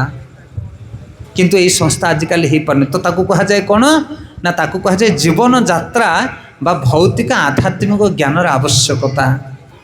ତ ଆଜିକାଲି ସମାଜରେ ଆମେମାନେ ଦେଖିଛେ, ଅନେକ ଜାଗାରେ ଆମେ କଥା ଦେଖିଲେଣି ମଧ୍ୟ କି କେଉଁଭଳି ଭାବରେ ଆମର ଜୀବନ ଅତିବାହିତ ହେଉଛି, ଆଉ କ'ଣ କାର୍ଯ୍ୟକୁ ଆମେ ଗ୍ରହଣ କରୁଛେ, କେଉଁ ବିଦ୍ୟାକୁ ଆମେ ଶିକ୍ଷା କରୁଛେ। ସେଥିପାଇଁ ବାପା ମାଆଙ୍କର କର୍ତ୍ତବ୍ୟ ହେଉଛି ପୁଅ ଝିଅମାନଙ୍କୁ এই স্কুল কলেজ পাঠ সহিত আধ্যাত্মিক জ্ঞান শিক্ষা দেওয়া দরকার। তাকে কুহযায় বিদ্যারম্ভ। সা বিদ্যা যা বিমুচ্যতে, সি হচ্ছে বিদ্যা যে তোমাকে ভবসাগর মুক্তি করব। সি হচ্ছে বিদ্যা যে বিদ্যা দ্বারা তুমি দুঃখর সাগর উদ্ধার পাইপার। কিন্তু আমি এমিতি বিদ্যা শিক্ষা করছে জগতরে, সেই বিদ্যা যোগ আমি অধিকরু অধিক টেনশন প্রাপ্ত হচ্ছে। তো সেপাই আউ গোটে সংস্কার হচ্ছে কোণ না বিদ্যারম্ভ সংস্কার। তাপরে উপনয়ন। উপনয়ন মানে দীক্ষা। উপনয়ন মানে কোণ? দীক্ষা গ্রহণ করা বা আধ্যাত্মিক গুরু গ্রহণ করা। আজকাল উপনয়ন সংস্কার সমস্তর হয়ে পার না। গুরু তো গ্রহণ করু না লোকে, উপনয়ন কুয়াড়ু হব? সমস্তে ব্রাহ্মণ দীক্ষা গ্রহণ করা দরকার, সমস্তে বেদ বেদান্তরে পারঙ্গম হওয়া দরকার, সমস্ত দরকার এই জ্ঞান। সেটা কুহযায় উপনয়ন সংস্কার বা যজ্ঞ উপবীত সংস্কার।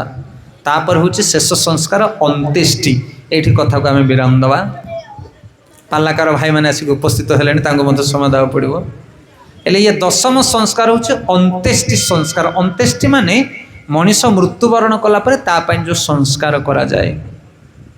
ଆଉ ସେତେବେଳେ ମଧ୍ୟ ଆପଣମାନେ ଜାଣିଥିବେ ଆମ ଗାଁ ଗହଳିରେ ଯଦି କେହି ଜଣେ ମୃତ୍ୟୁବରଣ କରନ୍ତି 7 8 दिन 9 दिन 10 दिन पर्यंत तांकर वंशर उद्धार पाई विभिन्न प्रकार कर्मकांडी काम करा जाए। आ 12 दिन दिन 14 दिन हुए हरिनाम संकीर्तन जीव उद्धार पाई।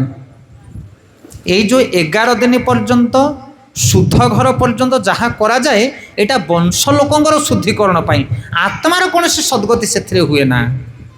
से ब्राह्मण मैंने शेष आसिक कहती तुमको कौन लगी, कहते पुष्कर लगी, गोटे पाद 2 पाद तुम वंश को पुष्कर लगी, तुमर पशु मान पड़ो प्रेसर कि घर मुरबी पड़ो प्रेसर। वंश दोष को निवारण करने वंशर लोक मान को शुद्धिकरण करने ये 10 दिन पर्यंत शुद्धि क्रिया हुए, बुझिपारे। किंतु आत्मार उद्धार से हुए ना। यही जो आम पूरी उपमा करके खुआचे 6 7 दिन 8 दिन 10 दिन ए आत्मार उद्धार हो पार ना। अंत्येष्टि क्रिया मुख्य प्रसंग हूँ 12 दिन 14 दिन दिन जो हरिनाम संकीर्तन करा जाए ता द्वारा आत्मार उद्धार हुए। किंतु आजिकल से ठीक भाव में करा जाऊना। आम देखीचु अनेक जगह 11 दिन 12 दिन समय नॉनभेज आणिक रोषे करती। आउ जदि भी संकीर्तनीय किए आसती से पान गुटुका विभिन्न प्रकार सब नशा पान करी से किसी समय संकीर्तन कार्य करती। ये सब विधान नुह। से आपण देखंतु जन्म ठारू आरंभ करे मृत्यु पर्यंत जेते प्रकार संस्कार रही गोटे संतानर सबु संस्कार रे गोटे कमन जिनस हूँ हरि पूजा, हरिंकर भजन कीर्तन प्रवचन आ हरिप्रसाद। तेणु जन्मदिन हो कि मृत्यु दिवस हो, विवाह हो कि अन्नप्राशन संस्कार मुंडन हो, जेकोसी संस्कार रे आमे गोटे कर्म करिपरिबा। भगवान जगन्नाथंकर सेवा पूजा करवा, महाप्रसाद रोषे करवा, साधु सन्थ वैष्णव मान को वितरण करवा, ये हूँ सबुठारु बड़ संस्कार। आठ बड़ संस्कार किछि नाही। कहा जाए मंत्र तस् तंत्र तस् छिद्र ज्ञान कर्मादि सह सर्वं करोति निछिद्र तब अनुकीर्तनम यह। ता अर्थ आमे जते प्रकार मंत्र करुचे विवाह समय हो, अंत्येष्टि समय हो, जो मंत्र पाठ करुचे से सब भूल भटका अच्छी। कली जुगरे कहीं सठिक मंत्र उच्चारण करें ना। कौन बुझिपारे? मंत्र तंत्र कर्म ज्ञान सबुथे दोष अच्छी। कौटा परफेक्ट हो पार ना, कौ जिनसा परफेक्ट करें ना। से भागवत वर्णना करागला कहले दोष निधि राजन। ये कली जुगटा हूँ दोषर सागर, कौन सी कर्म शुद्ध हो पार ना ये। किंतु ता भितर गोटे शुद्ध जिनस अच्छी, कौन सेटा नाम संकीर्तन। कहले दोष निधि राजन अस्ति एक महान गुण कीर्तन्या देव कृष्ण से मुक्त संग परम बजे। से भगवान कर नाम संकीर्तन जो हुए, हरिकथा प्रवचन जो हुए, हरिनाम हरिकथा हरिप्रसाद जो हुए, सेठी तुमर जेते प्रकार दोष थी सब निवारण हो। तेणु मुख्य प्रसंग हूँ या जेकोसी संस्कार रे आमे जगन्नाथ को उपवेशन करी तांकर पूजा पाठ करी तांकर कथा श्रवण करी जदि तांकर गुणगान आमे करिबा, तांकर प्रसाद वितरण करिबा, ताहले हमर संस्कार क्रिया समापन हो पारिबो। सेताई कली जुगर नामटा हूँ सार। जेकोसी कार्य तुम करुच कर, हरि नाम न कले कौन कार्य शुद्ध हो पार ना। आपण देखुना बड़ बड़ मंदिर प्रतिष्ठा हो, अष्टप्रहरीटा 100% हम। अष्टप्रहरी न कले कौन काम हो पार ना।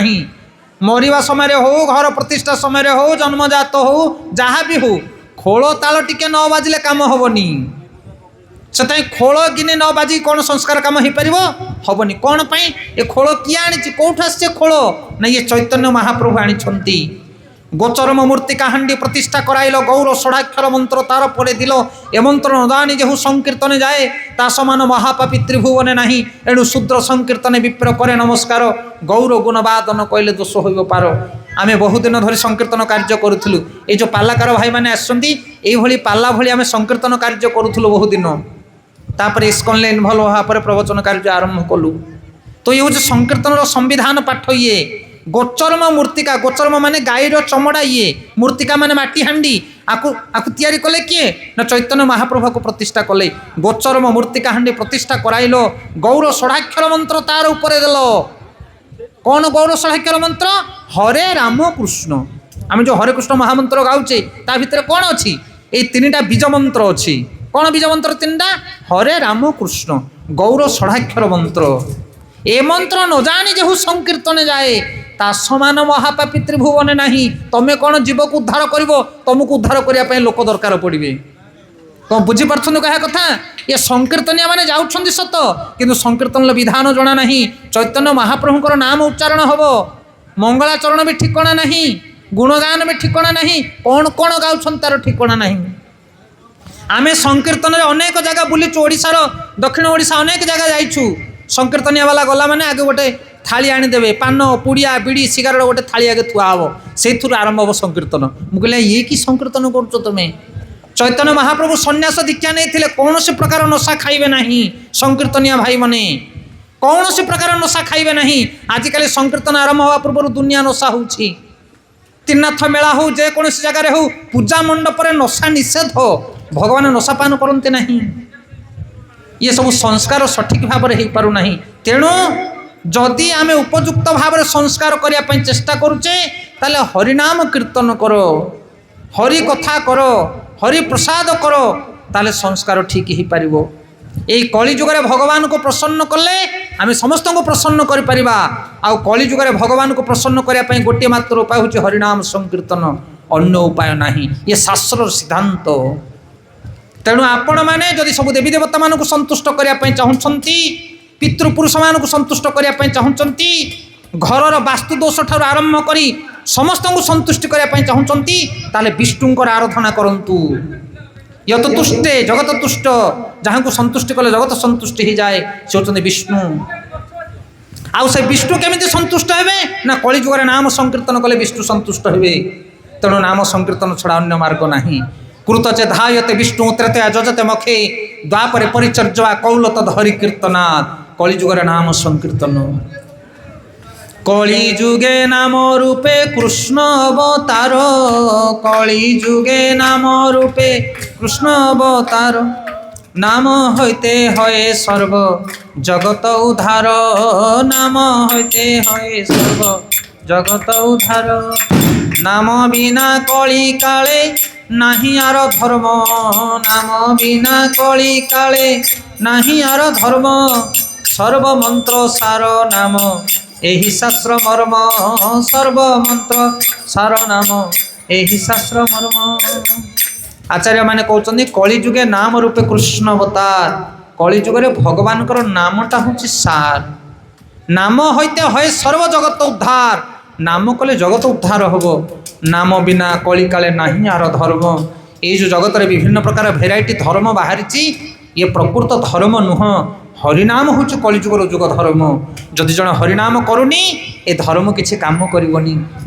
धर्म प्रचोजित कैतव अत्र परम निर्मलम शरणम सता, वेद्यम वास्तव मत्र वस्तु शिवदम, तापत्र उन्मीलनम। भागवतम द्वितीय श्लोक वर्णना करागला। कैतव धर्म चिटिंग धर्म जिते अच्छी सब बाहर कर दिया भागवत। भगवान विष्णुंकर आराधना कर, भक्ति आचरण कर, ये हूँ श्रेष्ठ धर्म। तेणु भगवान नाम कलिजुगर उच्चारण कले आम जगत उद्धार पाइबा, अन्य मार्ग नाही। प्रभु कहे कहिलाम एहि महामंत्र, प्रभु कहे एहि महामंत्र, एहा लय गिया सबे करिया निर्बंध, एहा लय गिया सबे करिया निर्बंध। एहा हईते सर्व सिद्धि हईबे सबार, एहा हईते सर्व सिद्धि हईबे सबार, सर्वक्षण बल इथे विधि नहीं आर, सर्वक्षण बल इथे विधि नहीं आर। प्रभु कहे कहिलाम एहि महामंत्र। कौ नाम जप करिब भगवान करो ना महामंत्र। हरे कृष्ण कृष्ण कृष्ण हरे हरे, हरे राम राम राम हरे हरे। यही मंत्र चैतन्य महाप्रभु नहीं आसचंती। यही कली जुगरे आउ को मंत्र काम करिवो नाही। 100% सियोर। आपण जेते ट्राए करछंती करि जानतु। ए कथा आमे कहूनु, सर्वशास्त्र सिद्धांत होचिया। प्रभु कहे कहिलाम एही महामंत्र, एहा लय गिया सबे करिया निर्बंध। सबे माने समस्ते, हाड़ी पाण पठाण चंडाल ब्राह्मण उच्च नीच जाति भेदभाव किछि नाही, समस्ते भगवान नाम नहीं पारिबे। ଛୁଆଁ ଅଛୁଆଁ କିଛି ନାହିଁ, କୌଣସି ବିଧିବିଧାନ ନାହିଁ। ଅନ୍ୟ ମନ୍ତ୍ର ଉଚ୍ଚାରଣ କରିବା ପାଇଁ ହେଲେ ଅନେକ ପ୍ରକାର ବିଧି ରହିଛି। ସବୁ ମନ୍ତ୍ରକୁ ସମସ୍ତେ ଉଚ୍ଚାରଣ କରିପାରିବେ ନାହିଁ। କିନ୍ତୁ ହରିନାମ ଏତେ ପବିତ୍ର ଗଙ୍ଗା ଜଳ ଭଳି, ଯେକୌଣସି ଅଯୋଗ୍ୟ ବ୍ୟକ୍ତି ମଧ୍ୟ ଯଦି ହରିନାମକୁ ଗ୍ରହଣ କରିବ ତାହେଲେ ତାର ଉଦ୍ଧାର ହେବ। ଅଜାମିଳ ଭଳି ମହାପାପୀ, ଦଶରତ୍ନାଙ୍କର ଭଳି ମହାଖଣ୍ଟ, ଏମାନେ ଭଗବାନଙ୍କର ନାମ ରଟନ କଲେ। ଦେଖ କି ଅପୂର୍ବ ପରିବର୍ତ୍ତନ ଆସିଲା।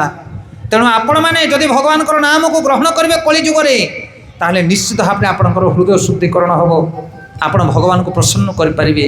ତେଣୁ ଏ କଳିଯୁଗରେ ଗୋଟିଏ ମାତ୍ର ଉପାୟ ଜୀବର ମଙ୍ଗଳ ପାଇଁ, ଭଗବାନଙ୍କର ନାମ ଛଡ଼ା ଅନ୍ୟ କୌଣସି ପ୍ରକାର ଗତି ନାହିଁ। ନାରଦୀୟ ପଞ୍ଚରାତ୍ରରେ ନାରଦ ମୁନି କହୁଛନ୍ତି, ହରିନାମ ହରିନାମ ହରିନାମ ଏବ କେବଲମ୍ କଲୌ ନାସ୍ତେବ ନାସ୍ତେବ ନାସ୍ତେବ ଗତିରେ ଅନ୍ୟଥା। ହରିନାମ ଛଡ଼ା ଅନ୍ୟ ଗତି ନାହିଁ। ଯଦି ଆମେ ଅନ୍ୟ କିଛି ରାସ୍ତାରେ ଯାଉଛେ ତାହେଲେ ଆମକୁ ଦଣ୍ଡ ମିଳିବ, କଷ୍ଟ ମିଳିବ, ସଫଳ ହେବାର ଚାନ୍ସ ନାହିଁ। ତେଣୁ ବୁଦ୍ଧିମାନ ଲୋକ ଯେଉଁମାନେ କଳିଯୁଗରେ, ସେମାନେ ଭଗବାନଙ୍କର ନାମକୁ ଜପ କରନ୍ତି। ଏଇ ଦେଖନ୍ତୁ ଆମ ଆଗରେ ଯୁବକ ଭାଇମାନେ ସବୁ ଧୋତି କୁର୍ତ୍ତା ପିନ୍ଧିକି ଠିଆ ହେଇଛନ୍ତି। ଏଇ ବୟସରେ ଧୋତି କୁର୍ତ୍ତା ପିନ୍ଧିବାକୁ ଲାଜ ମାଡ଼ୁଛି ଆମକୁ, ହରିବୋଲ। କିନ୍ତୁ ପ୍ରକୃତରେ ଏଇଟା ହେଉଛି ହିନ୍ଦୁ ଧର୍ମର ପ୍ରକୃତ ଗେଟଅପ୍, ହଁ କି ନା? ଧୋତି ଆଉ କୁର୍ତ୍ତା, ଆକୁ ପିନ୍ଧିବାକୁ ଆମକୁ ଲାଜ ମାଡ଼ୁଛି। ଗାଈ ସେବା କରିବା ପାଇଁ ଲାଜ ମାଡ଼ୁଛି, ଯେଉଁଟା ଧାର୍ମିକ ଜିନିଷ କରିବା ପାଇଁ ଲାଜ ମାଡ଼ୁଛି। କୁକୁର ଧରିକି ଲୋକେ ରାସ୍ତାରେ ବୁଲୁଛନ୍ତି, ସେଥିପାଇଁ ଲାଜ ସରମ ନାହିଁ। ପ୍ୟାଣ୍ଟ ପିନ୍ଧିଥିବେ, ଫାଳେ ଫାଳେ ନଥିବ। ହେୟାର କଟ୍ କରିଥିବେ, ଏଇ ଯେଉଁ ଚୋରି କାମ କଲେ ଯେମିତି ଫାଳେ ଚାଞ୍ଚିକି ଫାଳେ ଛାଡ଼ନ୍ତି, ସେଭଳି କଟିଂ କରିକି ଆଜିକାଲି ଯୁବପିଢ଼ିମାନେ ବୁଲୁଛନ୍ତି। ମାନେ ବିଚାର କରନ୍ତୁ, କହିବା କଥା କି କୁସଂସ୍କାର ବ୍ୟାପି ଯାଇଛି। ତେଣୁ ଭଗବାନଙ୍କର ନାମ ଜପ କର। ଆଉ କେଉଁ ସମୟରେ ଜପ କରିବ? ଏଇ ସମୟରେ, ଏବେଠାରୁ, ଯେବେଠାରୁ ଜାଣିଲ ସେବେଠାରୁ ଜପ ଆରମ୍ଭ କର। ଆପଣ କହିବେ ବୁଢ଼ା ହେଲେ ଜପ କରିବି, ହରିବୋଲ। ଆଏ ତମେ ବୁଢ଼ା ହେବ କି ନାହିଁ ଜାଣିଛ କି? ବୁଢ଼ା କିଏ? ଯାର ବାଳ ପାଚି ଯାଇଥିବ ସିଏ ବୁଢ଼ା ନା, ଯାର ମୃତ୍ୟୁ ନିକଟରେ ଥିବ ସିଏ ବୁଢ଼ା। ତମେ ଜାଣିଛ ତମେ କେବେ ମରିବ? ଆଉ ନାହିଁ ତ ତମେ କ'ଣ କହୁଛ ମୁଁ ଟୋକା ବୋଲି, ହରିବୋଲ। କେହି ଟୋକା, କେହି ବୁଢ଼ା ନାହାନ୍ତି ଏଠି। କିଏ ବି ବୁଢ଼ା ହେଇପାରେ, କିଏ ବି ମରିଯାଇପାରେ କାଲି। ସେଥିପାଇଁ ଯେ ବୁଦ୍ଧିମାନ ଲୋକ ଆଜିଠାରୁ ଭଗବାନଙ୍କର ନାମ ଜପ କରିବା ଆରମ୍ଭ କରନ୍ତୁ। ଗୌର ପ୍ରେମାନନ୍ଦେ। ଲୋକମାନେ କହନ୍ତି ବହୁତ ସମୟ ଅଛି, ଚନ୍ଦ୍ରା ହେବା ଦରକାର ନାହିଁ, ଆଜି ନହେଲେ କାଲି କରିବା। आज जो करना काल करे, काल जो करना परसु, इतना जल्दी क्या है भाई दिन पड़ा जो बरसु। हाँ आमे कहूचे ना, कहे आज जहाँ करार अच्छी काली करवा, काली जहाँ करार अच्छी पर दिन करवा, एते जल्दी कहीं केते वर्ष पड़ी। मूर्ख मनुष्य, वर्ष पड़नी तुम पाई, किए जानी कहार मृत्यु केतବେଳେ आसी पहुँचब। से बुद्धिमान लोक मैंने कहती, काल जो करना आज करे, आज जो करना अभी। श्वास में ना करो विश्वास, ये श्वास रुक जाएंगे कभी, हरि बोल। से कालीर काम आज करो, आज काम यही ना करो। कहीं कारण निश्वास को विश्वास नहीं, केतळे ठक्किनी बंद हो तुमको धोखा देकी चली।